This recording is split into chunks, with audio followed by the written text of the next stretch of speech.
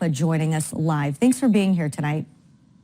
Thank you for the invitation. Okay, let's first get it all straightened out. Can you explain how something like this can happen? Aren't there systems in place to prevent cyber attacks? Well, that's a good question, but the weakest link in any network is the human.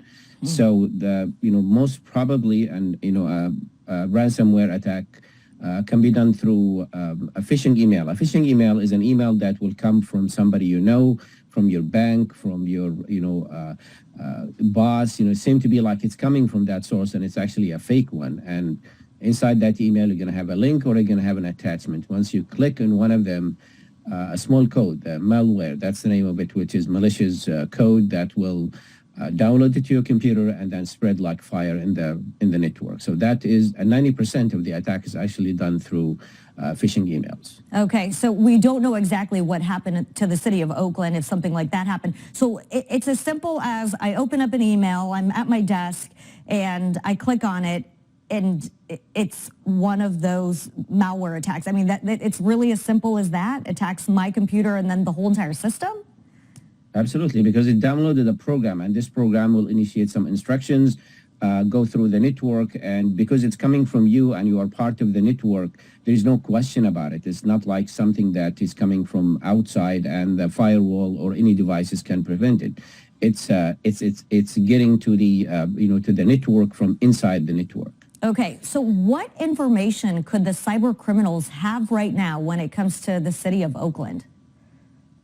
Well, I mean, if they get into the databases, they can get to all the information. We think about it about they call them the vital information, personal informations, payments, warrants, everything you can see in the database that's now exposed to them. So all what they're going to do is just copy that information and keep it with them, and that will be the one of the negotiation part of the paying the ransomware, beside the encryption itself, because once they are in the code itself, they're going to start encrypting, scrambling everything on the screen, and there will be a message on the screen saying, you have to pay us that much, or you've been hacked, and we need you to pay us so I can give you the decryption key. Wow. So right now, there's probably someone out there asking for the city of Oakland to hand them over. I mean, how much money are we talking about? I'm sure it ranges, but they're trying to get money to get their computers and their systems back in place. Is that correct?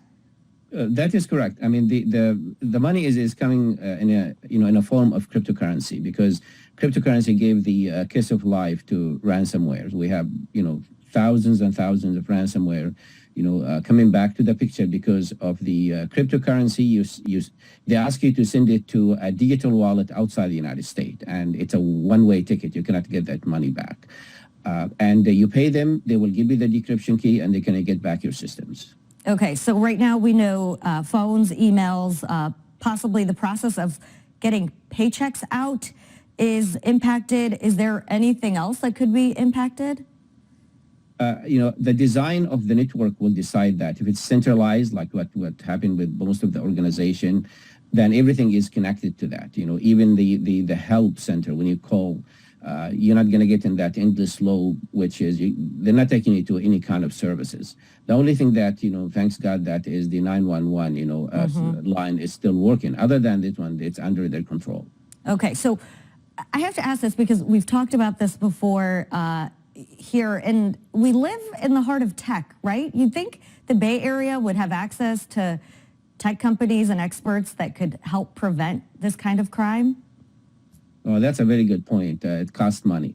I mean, the reports we had when this thing happened last Wednesday is that the IT department was understaffed at the city of Oakland, and this is one of the opportunities for the hackers to get into the organization, like the government organization, the schools, the universities, because they don't spend that much money on the IT. They look at it as a high priority, and the IT is more than just fixing your computer or fixing your email. They do a lot of things like updating the software, making sure that the hardware is working, doing something called pen test, which is sending emails, fake emails, to see who is going to click on that. There's a lot of things they do besides just watching somebody send them an email asking them for help or having a ticket to help them. Okay, so what are the options for the city of Oakland right now, and how long could it take them to get back to normal?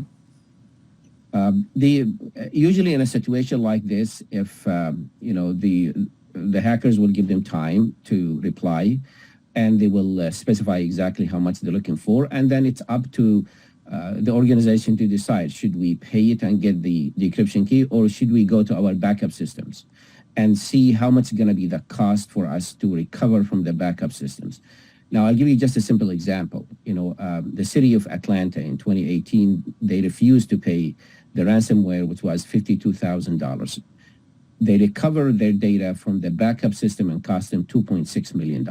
So it's a business decision, to look at it, which is which. Besides, there is another dimension to this, which is what guarantee that they're not going to come back and do the same thing. Right. And the other thing is something called the double extortion, which is now they have your data. They can sell it on the dark web, and somebody else can start, asking you for money for not leaking this data. Yeah. Wow. Okay. Well, thank you so much for explaining all of this for us. And I think anyone that's watching right now, the big takeaway is don't click on that email. If you don't know who it's from, just don't do it. Or that text that comes in with that link, don't do it. Thank you so much, Ahmed Banafa, for your time today. Thank you. Well, coming up.